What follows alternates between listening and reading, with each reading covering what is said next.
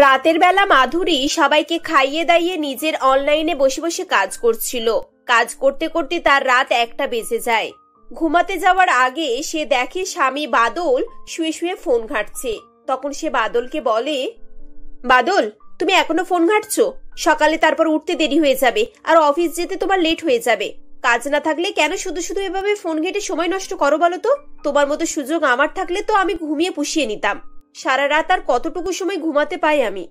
আরে বাবা, তোমাকে আমি প্রথমেই বলেছিলাম যে অনলাইনে কাজ তুমি সারা রাত জেগে জেগে করতে পারবে না। তুমি নিজে নিজেই নিয়েছো। এখন নিজের কাজ নিজে শেষ করতে না পারলে তুমি সকলকে ম্যানেজ করবে কি করে? তুমি নিজের কাজ নিজে ম্যানেজ করতে পারবে না, তাতে আমার কি দোষ? সে তো তুমি বলবেই। সারাদিন রিল্যাক্স করো, শুধু অফিসের কাজটুকু করে এসে তোমার আরাম শুরু।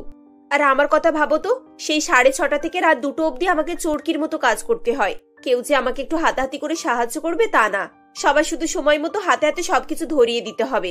কাজের বেলা কেউ একটু এগিয়ে আসবে না। সারাদিনটা অফিসে কত হেডেক থাকে তুমি জানো?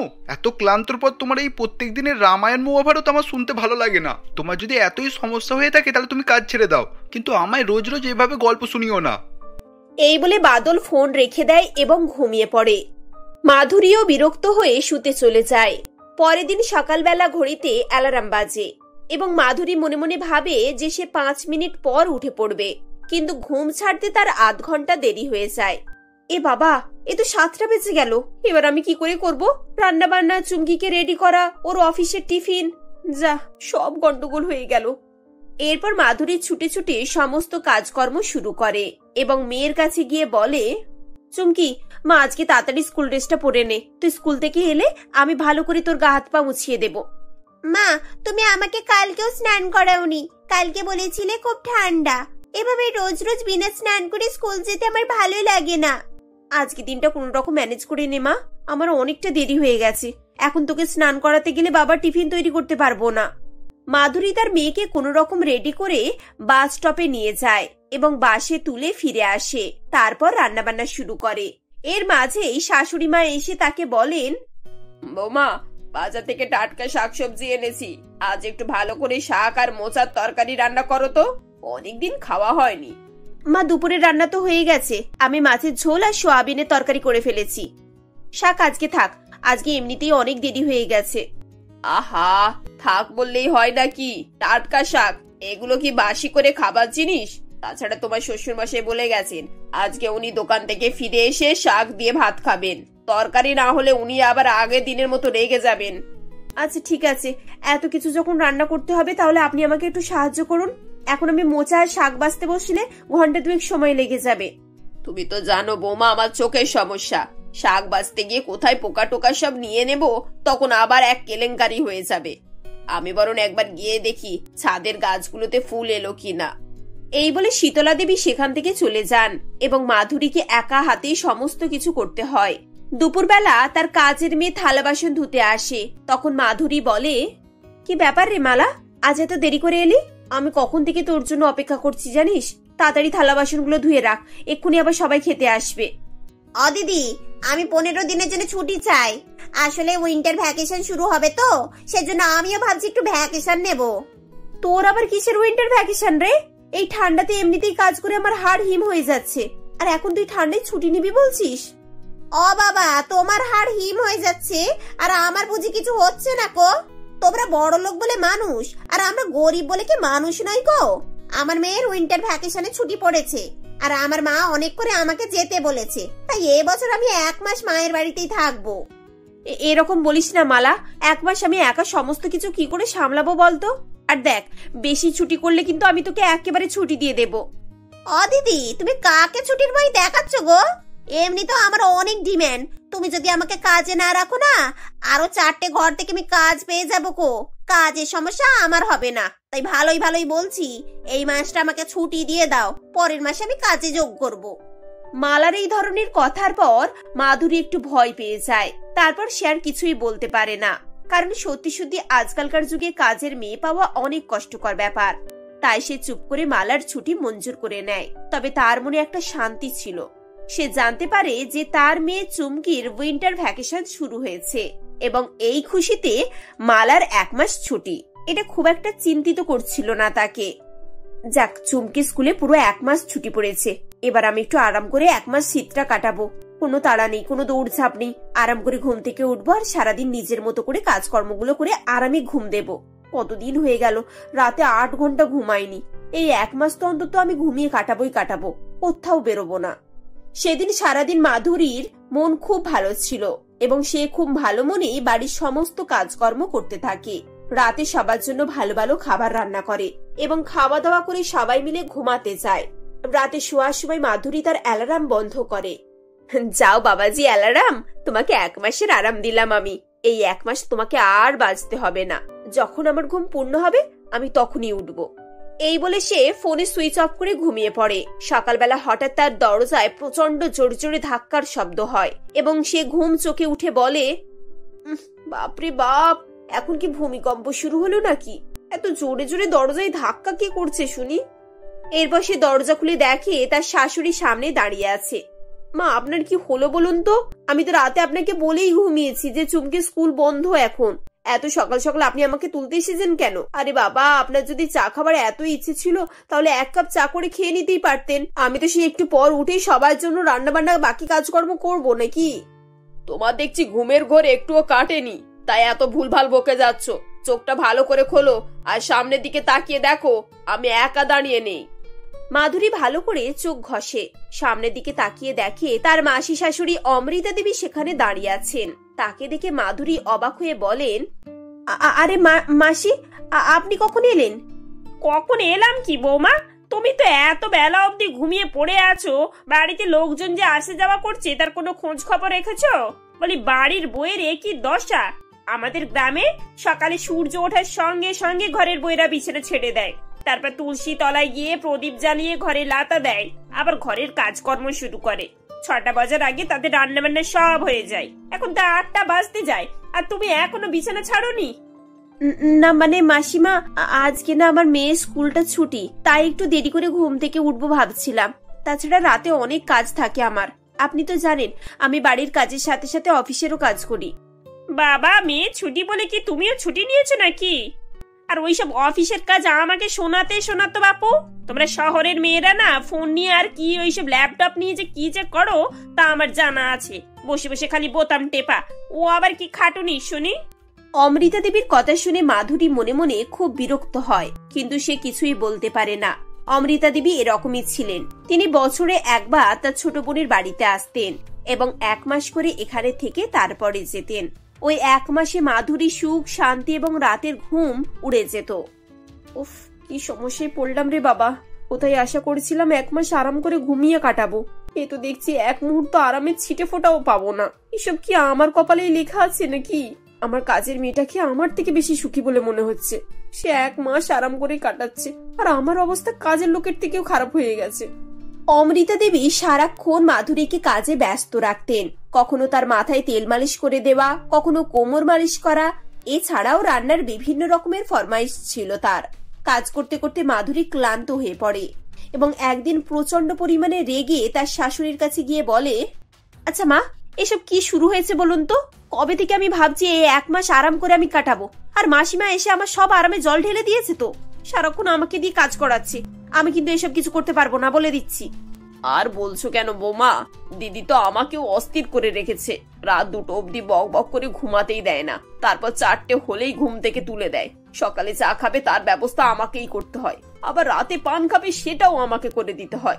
শুধু এইটুকু না, প্রত্যেকদিন তার ছাড়া কাপড় আমাকেই কাচতে হয়। কোথায় আমি বাড়িতে 1 গ্লাস জল ঢেলে খাই না, আর দিদি আমাকে দিয়ে তার সমস্ত কাজ করাচ্ছে। উপরন্তু সারাক্ষণ গজ গজ করেই যাচ্ছে। আমার হাতের কাজ নাকি তার ভালো লাগছে না, আমি নাকি খুব একটা পরিষ্কার নয়। তাহলে মা, এর কোনো একটা ব্যবস্থা করলেই তো হয়। কি করে মাসিমাকে বাড়ি পাঠানো যায় সেটা ভাবতে হবে। এক কাজ করো, তুমি কয়েকদিনের জন্য না তোমার বাপের বাড়িতে চলে যাও। আমি একা এখানে থেকে দিদিকে কোনো রকম ভাবে গ্রামের বাড়িতে পাঠিয়ে দিচ্ছি, তারপর তোমাকে ফোন করে ডেকে নেব। এভাবেই তারা দুজন প্ল্যান করে এবং মাধুরী পরের দিনই সকালবেলা মেয়েকে নিয়ে বাপের বাড়িতে চলে যায়। যদিও ইন্টারনেট পরিষেবার জন্য সেখানে তার অফিসের কাজের খুব সমস্যা হচ্ছিল, কিন্তু সমস্যা থেকে বাঁচার জন্য তাকে সেখানে যেতে হয়।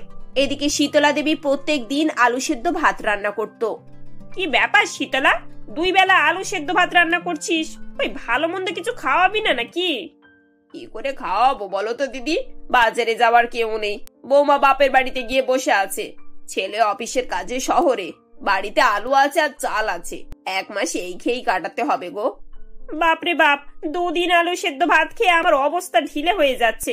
5-10 রকমের তরকারি ছাড়া ভাত খাই না, সেখানে এই আলু সেদ্ধ দিয়ে ভাত খেয়ে তুই তো আমাকে অসুস্থ করে তুলবি দেখছিস। বাবা তুই তোর আলু সেদ্ধ ভাত নিয়ে থাক, আমি কালকেই বাড়ি ফিরবো। এভাবেই অমৃতা দেবী পরের দিন সকালবেলা ট্রেন ধরে গ্রামের বাড়িতে ফিরে যান। এদিকে শীতলা দেবী তার বৌমাকে ফোন করে এই খবরটা জানান। কি সত্যি সত্যি মাসিমা চলে গেছে? যাক, এবার আমি শান্তিতে বাড়ি ফিরে যাব। এখানে আমার অফিসের কাজের খুব সমস্যা হচ্ছে। আমি আজই সন্ধ্যাবেলায় বাড়ি ফিরছি মা। মাধুরী সন্ধ্যাবেলায় বাড়ি ফিরে আসে এবং শীতের বাকি দিনগুলো সে আরাম করে নিজের মতো করে কাটায়। ছন্দা দেবীর 5 ছেলে প্রসেনজিৎ, সুরজিৎ, রণজিৎ, দেবজিৎ, অভিজিৎ এবং 4 বৌমা গীতা, রিনি, রীতা, সুমিকে নিয়ে মানকুর নামক গ্রামে বাস করত। কাজের সূত্রে ছন্দা দেবীর 5 ছেলেই বাইরে থাকত। তার 4 ছেলের বিয়ে হয়ে গেলেও ছোট ছেলে অভিজিতের বিয়ে হতে তখনও বাকি ছিল। সেদিন ছন্দা দেবীর ছোট ছেলে অভিজিতের বিয়ে ছিল। বাড়িতে সকল আত্মীয় স্বজন এবং প্রতিবেশীরাও এসেছিল। তখন এই যে বৌমা, তোমাকে আগে বরণ করি, তারপর তুমি ভিতরে আসবে। আসলে নতুন বৌমাকে বরণ করেই ঘরে তুলতে হয়। এভাবেই ছন্দা দেবী তাদেরকে বাইরে দাঁড় করিয়ে রাখে। এরপর চারু বলে, ওহো শাশুড়ি মা, একটু তাড়াতাড়ি নিন, আমার খুবই গরম হচ্ছে, আমি এখন বাইরে দাঁড়িয়ে থাকতে পারছি না। আচ্ছা শাশুড়ি মা, ঘরের ভিতরে এসি আছে তো? আমি আবার এসি ছাড়া থাকতেই পারি না। সকলের সামনে তার নতুন বৌমা এভাবে বললেই তখন ছন্দা দেবী বলেন, ছোট বৌমা, এ তুমি কি বলছো? আমি তোমার কাছ থেকে এটা মোটেও আশা করিনি। তুমি আমার আর 4 বৌমার মতোই হয়ে গেলে। লজ্জা শরম কিছুই নেই, এত লোকের সামনে এভাবে তুমি বলছো? মা, আপনি ছোটকে এভাবে বলছেন কেন? ও তো ভুল কিছু বলেনি, এখন ওর গরম হচ্ছে তাই ও বলেছে। থাক বড় বউ, তুমি আর কথা বলো না, মুখে মুখে তর্ক করা তোমার একটা অভ্যাস। যাও এখন যে যার কাজে যাও, আর ছোট বউ তুমিও ঘরে যাও। এভাবেই ছন্দা দেবী তার বৌমাদেরকে নিজেদের ঘরের মধ্যে পাঠিয়ে দেয়। সেখানে আত্মীয় স্বজন এবং পাড়া প্রতিবেশী সকলেই উপস্থিত ছিল। তার মধ্যে সজল নামের একটি লোক মনে মনে বলে, আরে বা, এখন তো দেখছি ছন্দা বৌদির ঘরের খুটখাট লেগেই থাকে, আর ওর বৌমাদের সঙ্গে ছন্দা দেবীর সম্পর্ক খুব একটা ভালো নয়, তাই এই সুযোগ এদের ঘরের মধ্যে এখন ভাঙন ধরাতে হবে। হে হে। এভাবেই সজলবাবু মনে মনে ভাবতে থাকে। এরপর ছন্দা দেবীকে গিয়ে আস্তে আস্তে সজলবাবু বলেন, আরে ছন্দা বৌদি, আর কি বলবো বলো, তোমার বৌমারা একটাও ভালো হলো না। সেদিন তো দেখলাম সকলের সামনে তোমার মুখের উপরে কেমন তর্ক করলো, তা তুমি ওদেরকে এই নিয়ে এখন কিছু বলো না নাকি? আরে কি আর বলবো, এখনকার মেয়েরা সব জানোই তো একটু বেশি মডার্ন। যাকগে বাদ দাও, খাওয়া দাওয়া করেই যাবে কিন্তু, ঠিক আছে? এই বলে ছন্দা দেবী সেখান থেকে চলে যায়। এরপর সজলবাবু আবারও মনে মনে বলে, না না, এখন সকলের সামনে ছন্দা বৌদির বৌমাদের নামে বেশি কিছু বললে হবে না, সময় বুঝে এদেরকে আরো টোপ দিতে হবে। হে হে। আসলে সজলবাবু এরকমই লোক ছিল। সে একটু কূটনীতিবিদ ধরনের মানুষ ছিল। লোকের সংসারে ভাঙন ধরিয়ে সে খুবই আনন্দ পেত। এরপর ছন্দা দেবীর বাড়ির অতিথিরা এক এক করে খাওয়া দাওয়া করে যে যার বাড়ি চলে যায়। এভাবেই সেদিনটা কেটে যায়। পরের দিন সকালে চারু ঘুম থেকে উঠে ফ্রেশ হয়ে সকলের সামনে আসে। চারু একটি স্লিভলেস জামা পরেছিল। তখন, এ কি ছোট বউ, এ তুমি কি জামা পরেছো? তুমি জানো না আমাদের শাশুড়ি মা এইসব একেবারেই পছন্দ করেন না। উনি তোমাকে এরকম জামা পরতে দেখলে খুবই বকাবকি করবেন। হ্যাঁ চারু, বড়দি ঠিকই বলেছে। তুমি জানো না, আমি একদিন জিন্স টপ পরেছিলাম বলে মা বাড়ি মাথায় তুলে নিয়েছিল। তাই বলছি শোনো, তুমি এখনই গিয়ে এটা চেঞ্জ করে এসো। আরে ধুর বড়দি মেজদি, তোমরা চুপ করো তো একটু। এখন এই গরমে আমি স্লিভলেস জামা পরেছি, এতে ক্ষতি কি? যেখানে আমি বাড়িতে সবসময় এরকমই জামা পরতাম। দেখো ছোট, তোমার ইচ্ছা হচ্ছে তুমি পরেছো, ঠিক আছে, কিন্তু এখন শাশুড়ি মা তোমার জন্য আমাদেরকেও কথা শোনাবেন, এই আমি তোমাকে বলে রাখলাম। তারা 5 যা মিলে এভাবেই কথাবার্তা বলছিল। ঠিক তখনই সেখানে ছন্দা দেবী আসেন। এরপর তিনি বলেন, এ কি ছোট বৌমা, এ তুমি কি জামা পরেছো? ঘরেতে চারটে ছেলে রয়েছে আর তুমি এরকম হাত কাটা জামা পরে ঘুরে বেড়াচ্ছ? তুমি তো আমার বাকি 4 বৌমার মতোই হয়েছে দেখছি। আরে মা, এতে খারাপ কি আছে বলুন তো? আমি সেটাই তো বুঝতে পারছি না। এই গরমে যত কম জামা কাপড় পরা যাবে ততই তো ভালো। হে ঈশ্বর, এই দিনটাই আমার দেখা বাকি ছিল, যেখানে 4টে আগে থেকেই আমার বেয়াদব বৌমা ছিল, আবারও তুমি একটা জুটিয়ে দিলে। এর থেকে ভালো হতো তুমি আমাকে তোমার কাছেই ডেকে নিতে। দেখলে তো ছোট, আমাদেরকেও ধরে টানাটানি করবেন, তুমি আমার একটাও কথা শুনলে না। এবার তুমিই বোঝো। এই চল তোরা এখান থেকে। এই বলে গীতা তার বাকি 3 জাকে নিয়ে সেখান থেকে চলে যায়। এভাবেই প্রতিনিয়ত তাদের বাড়িতে খুটখাট চলতেই থাকে। এমনই একদিন চারু তার ফোনে রিলস বানাচ্ছিল। তাকে ফোনের সামনে নাচানাচি করতে দেখে ছন্দা দেবী বলেন, আরে বৌমা, তুমি কার সামনে ফোনেতে এভাবে নাচানাচি করছো? কে আছে তোমার ফোনে? আর কার সামনেই বা তুমি এভাবে বেহায়ার মতো নাচছো?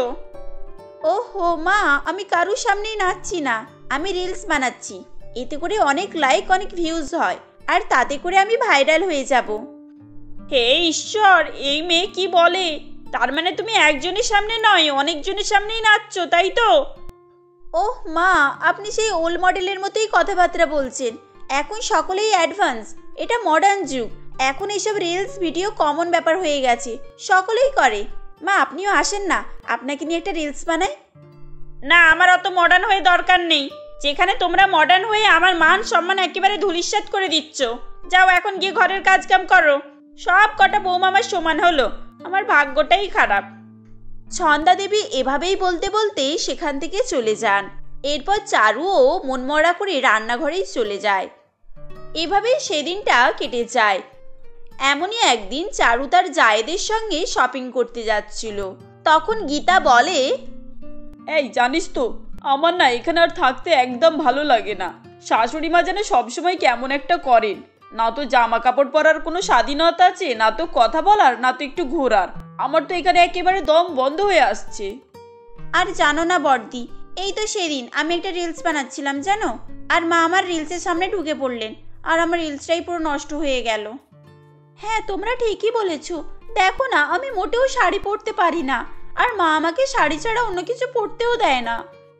আরে মায়ের যত বয়স হচ্ছে মা ততই খিটখিটে স্বভাবের হয়ে যাচ্ছেন। এখন আমাদের কাছ থেকে আমাদের সব স্বাধীনতা কেড়ে নিচ্ছেন। তারা 5 জা এভাবেই কথা বলতে বলতে সেখান থেকে মার্কেটে যাচ্ছিল। তাদের কথাবার্তা সজলবাবু পাশ থেকে সবই শুনছিলেন। এরপর সে মনে মনে ভাবে, আরে বাহ, যুদ্ধ তো ভালোই লেগেছে দেখছি। এখন এটাই মোক্ষম সময়। এরই মাঝে একদিন আমায় গিয়ে সোনায় সোহাগাটা লাগিয়ে দিয়ে আসতে হবে। সজলবাবু এভাবেই সেদিন মনে মনে পরিকল্পনা করে নেয়। এরপর তারা 5 জা মিলে শপিং করে বাড়ি ফেরে। তাদেরকে বাড়ি ফিরতে দেখে ছন্দা দেবী বলে, আরে আসুন আসুন মহারানীরা, তা আপনারা কি মার্কেট তুলে বাড়িতে নিয়ে এলেন? একবার কি ছেড়েছি, একদম ডানা গজিয়ে গেছে দেখছি। তা কি কেনাকাটা করা হলো, কই দেখি। নাও, হয়ে গেল। এবার ছুরি ঘরানা শুরু হলো। এই যে মা, এই তো আমরা আমাদের জন্য জামা কাপড় কিনে এনেছি, আর আপনার জন্যও কিনে এনেছি, এই যে দেখুন। এই বলে গীতা সব জামা কাপড় দেখাতে থাকে, যেটা দেখে ছন্দা দেবী বলেন, এ কি, এসব কি কিনে নিয়ে এসেছো? এটা তো দেখে কোনো বাচ্চার জামা বলেই মনে হচ্ছে। এত ছোট স্কার্ট, ছোট প্যান্ট। হ্যাঁ, এটা তো বাচ্চারই জামা। আমাদের বাড়িতে তো কোনো বাচ্চা নেই, তাহলে কার জন্য কিনে এনেছো? আরে মা, এটা কোনো বাচ্চা জামা নয়, এটাকে শর্ট স্কার্ট হট প্যান্ট বলে। আসলে মা, আমি ছোট থেকে এসব জামা পরেই অভ্যস্ত, তাই এগুলো আমি আমার জন্যই নিয়ে এসেছি। আর এই যে দেখুন, আপনার জন্য একটা সালোয়ার নিয়ে এসেছি। কি এত ছোট জামা তোমার জন্য? তোমার একটুও লজ্জা করলো না এইসবগুলো কিনতে? না, আমার বাড়িতে এসব কিছুই পরা যাবে না। আর এই সালোয়ারটা কার জন্য এনেছো শুনি? আমি কি এসব পরি নাকি? আমারও তো মডার্ন হওয়ার কোনো শখ নেই, বুঝেছো? এই বলে রাগ দেখিয়ে ছন্দা দেবী সেখান থেকে চলে যায়। এরপর তারা 5 জা একে অপরের মুখের দিকে তাকায়। তখন তাদেরও কিছু করার থাকে না এবং যে যার কাজে তারা চলে যায়। এইভাবেই সেদিনটা কেটে যায়। পরের দিন ছন্দা দেবী তার বৌমাদেরকে ডেকে বলেন, বৌমা শোনো, আজ আমি একটু মন্দিরে যাচ্ছি। তোমরা রান্না বান্না কমপ্লিট করে রেখো কেমন? আমার আড়ালে কিন্তু তোমরা কোনোই বদমাইশি করবে না। সে নিয়ে আপনাকে চিন্তা করতে হবে না মা, আমি সব কিছুই সামলে নেব, আপনি সাবধানে দেখে শুনে যাবেন। এরপর ছন্দা দেবী মন্দিরের উদ্দেশ্যে রওনা দেয়। এদিকে তার 5 বৌমা ঘরের কাজকাম করতে থাকে। কিছুক্ষণ এভাবেই কেটে যায়। এরপর হঠাৎই ফাঁক বুঝে সজলবাবু ছন্দা দেবীর বাড়ি আসে এবং বলে, আরে ও ছন্দা বৌদি, বাড়িতে আছো? কই গো, কোথায় গেলে ও বৌদি? সজলবাবু এভাবেই ডাকাডাকি করতে থাকলে ছন্দা দেবীর বৌমারা বাইরে বেরিয়ে আসে এবং বড় বৌমা গীতা বলে, আরে কাকা বাবু, আপনি হঠাৎ? আর মা তো এখন বাড়িতে নেই, মা মন্দিরে পুজো দিতে গিয়েছে। কিছু দরকার ছিল নাকি? না বৌমা, তেমন কিছু দরকার ছিল না, এমনি ঘুরতে এলাম আর কি। তা ছোট বৌমা, তোমার নতুন শ্বশুরবাড়ি কেমন লাগছে? এখানে সবকিছু ঠিকঠাক আছে তো? হ্যাঁ কাকা বাবু, আমার শ্বশুরবাড়ি খুবই ভালো, আর আমার এখানে খুবই ভালো লাগছে। যেখানে আমার 4টে বড় যা রয়েছে, ওরা আমাকে নিজের বোনের মতোই ভালোবাসে। তা বেশ ভালো, মানিয়ে নিয়েছে, এটাই শুনে খুশি হলাম। তা শুনেছি তোমার শাশুড়ি মা নাকি তোমাদেরকে সহ্য করতে পারে না, সবসময় তোমাদের পিছনে খিটখিট করে। এ আপনি কি বলছেন কাকা বাবু? হ্যাঁ, আমাদের শাশুড়ি মা আমাদেরকে একটু খিটখিট করেন ঠিকই, তা বলে আমাদেরকে যে সহ্য করতে পারে না, এ কথা আপনাকে কে বললো শুনি? সে আমি সবই জানি বৌমা, আমায় আর কিছু আলাদা করে বলতে হবে না। আর আমায় হয়তো তোমরা চেনো না, আমি তোমার স্বর্গীয় শ্বশুরের ছোটবেলার বন্ধু, আর আমি তোমাদের বাড়িতে প্রথম থেকেই যাতায়াত করতাম। তা তোমার শাশুড়ি মাকে চিনতে আমার একটুও বাকি নেই, বুঝেছো? উনি খুবই সেকেলেও খিটখিটে স্বভাবেরই মহিলা। না কাকা বাবু, আপনি ভুল বলছেন, আমাদের শাশুড়ি মা মোটেও ওরকম নন। এই যে বড় বৌমা, তোমাকে আর তোমার শাশুড়ির হয়ে গুণগান করতে হবে না, আমি সবই জানি। আর যেটা বলছিলাম তোমরা শোনো, এতে তোমাদেরই উপকার হবে, বুঝেছো? এখন তোমরা 5 বৌমা মিলে তোমার শাশুড়ি মাকে বৃদ্ধাশ্রমে রেখে আসো। আর যদি এটা না করতে পারো, তাহলে তোমরা ফ্ল্যাট বাড়িতে গিয়েও থাকতে পারো। আর যেখানে তোমরা আধুনিক চিন্তাধারার মানুষ, এখানে থাকলে তোমাদেরই সমস্যা হবে। ও আচ্ছা, এবারে বুঝেছি। আপনি তাহলে আমাদের বাড়িতে ভাঙন ধরাতে এসেছেন, তাই তো? তাহলে শুনে রাখুন, এটা আপনি কখনোই পারবেন না। শুনেছিলাম ছন্দা দেবীর বড় বৌমা বেয়াদব, মুখে মুখে তর্ক করে, আর আজ তো সেটা সচক্ষে প্রমাণও হয়ে গেল। এই যে আপনি এখন আসতে পারেন, আপনার উপদেশ আপনার কাছেই রাখুন, আমরা আমাদের সংসারে খুবই ভালো আছি। ছন্দা দেবীর অনুপস্থিতিতে সজল তাদের সংসারে ভাঙন ধরাতে চাইলেও ছন্দা দেবীর 5 বৌমা সেটা কোনো মতেই হতে দেয় না। তারা যখন কথাবার্তা বলছিল, ছন্দা দেবী দরজার সামনে দাঁড়িয়ে সবকিছুই শুনছিলেন। এরপর তিনি এসে বলেন, কি সজল বাবু, আপনি আপনার উপযুক্ত জবাব পেয়েছেন তো? এবার আপনি আসতে পারেন। আর এই যে শুনুন, আপনি ঠিকই শুনেছিলেন, আমার বৌমারা বেয়াদব, আর তার জন্য আমি গর্ববোধ করি। আপনাদের মতো প্রতিবেশীদের জন্য আমার এই মডার্ন বেয়াদব বৌমারাই উপযুক্ত। ছন্দা দেবী এভাবে বললে তখন তারা 5 বউ খুবই খুশি হয়ে যায়। এরপর ছন্দা দেবী তার বৌমাদের কাছে ক্ষমা চাইতে থাকে, যেটা শুনে তার 5 বৌমাও খুবই খুশি হয়ে যায় এবং তারাও ছন্দা দেবীকে ক্ষমা করে দেয়। এরপর থেকে ছন্দা দেবী তার বৌমাদের আচার আচরণ, পোশাক আশাক নিয়ে কোনো কিছুই বলতেন না, যার ফলে তাদের সংসারে আর কোনোই সমস্যা থাকে না। এরপর তারা এভাবেই সুখে শান্তিতে বসবাস করতে থাকে।